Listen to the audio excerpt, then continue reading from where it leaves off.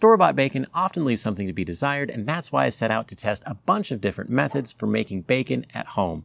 I wanted to find the best one that was most reproducible so that way you could follow along. And as an added bonus, I'm going to show you how to make it in your Weber kettle or your smoker. But if you don't have one, stay tuned because I'm going to show you how to do it in your oven at home.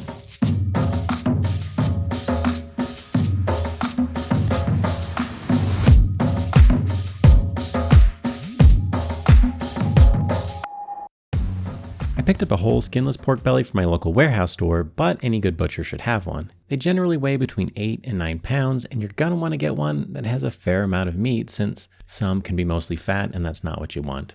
The ends usually aren't squared up, so I trimmed off a bit and will use them in a different recipe. Cutting the belly in half will make it a more manageable size, and I made the mistake of cutting it as soon as I got it home, so it was a bit warmer. Get straight out of the fridge, it'll be easier to cut. Once you have the two halves separated, remove any silver skin or loose bits, and mine had a small piece of rib that I removed as well. An inexpensive kitchen scale is essential when it comes to curing meat. You're going to weigh out each of the pork bellies and get it to the nearest gram, and that's because the amount of cure you use is going to be proportional to the weight. And don't worry, I'm going to explain that in just a little bit. This is a little bit of a departure for most of the people in the US who are used to using volume rather than weight. But curing meat is more science than art, and so you want to take your time, you want to do it right, and don't guess. When it comes to salt, grab kosher salt or some other non-iodized salt. A lot of people say salt with iodine can give your meat a metallic taste, which you definitely don't want. Most guides to curing have a salt ratio between 2 and 2.5% of salt compared to the weight of the meat. If you're sensitive to salt or like to eat your bacon on its own rather than in a sandwich, you probably want to steer closer to the 2% mark. So if I'm going with the 2% ratio, I would take my 1,500 gram pork belly and multiply it by 0.02, and that would give me 30 grams of salt. If you're going keto, you can skip the sugar altogether, but I like to add an equal amount of salt and sugar, or you can substitute with brown sugar, but my favorite is maple sugar. It gives you the sweetness, but also a little bit of that maple flavor that I associate with breakfast. Using potassium nitrite or curing salt in bacon is a pretty contentious topic, but the people who are for it generally say that it enhances the flavor,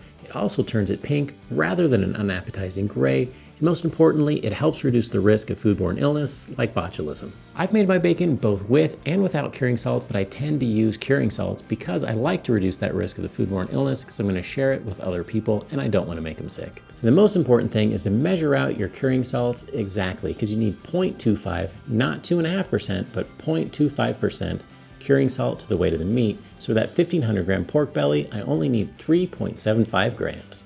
My scale measures to the nearest gram, so I added enough to get to 4 grams and removed a tiny bit before mixing it all together so that way the curing salt isn't in one place, and that makes it easier to get an even coating all over the meat. One of the benefits of cutting the belly in half is that they're going to fit perfectly in a 1-gallon zipper bag. If you need a little bit more room, a 2-gallon freezer bag would work well too. Then add half of the cure to the top part of the meat and spread it around so everything is covered. But you don't have to be too particular about this step because the salt is going to pull out the moisture from the meat and turn this into a brine within 15 minutes, and it's going to cover everything. Then add the rest to the top half. Squeeze out as much air from the bags as you can and then seal them up. Make sure you put the meat on a rim tray to catch any leaks, and don't forget to insert your dominants in the fridge. And that way no one else will fill the fridge with something dumb like vegetables. The only thing left to do is to sit back and flip the bacon over once a day for 6 or 7 days.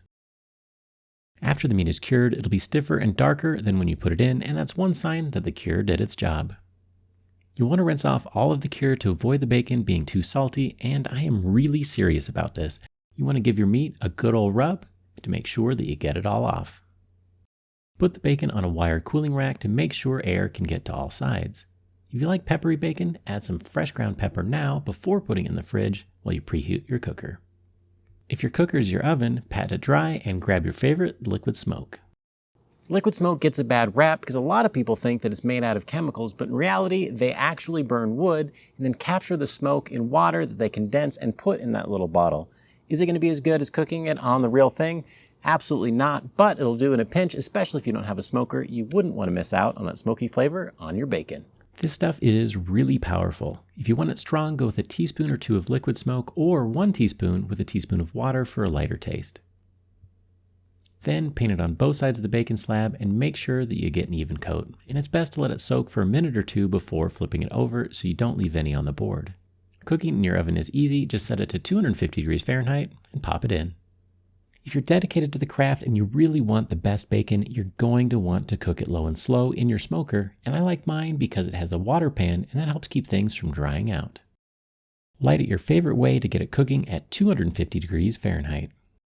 Add a single chunk of wood that will be under the coals, and too much wood is going to make your bacon smokier than you probably want. Don't forget to add some aluminum foil for a drip pan to make cleanup easier later. The most important step after your kettle is lit is patience. If you move too quickly, you're going to get the wrong kind of smoke and it won't taste as good. So wait until it's burning almost clear before putting the bacon on.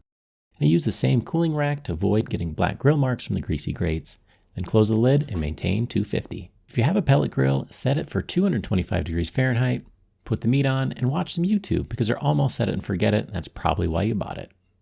So how do you know when your bacon is done? It should reach 145 degrees Fahrenheit internal, which will take a couple of hours in the oven.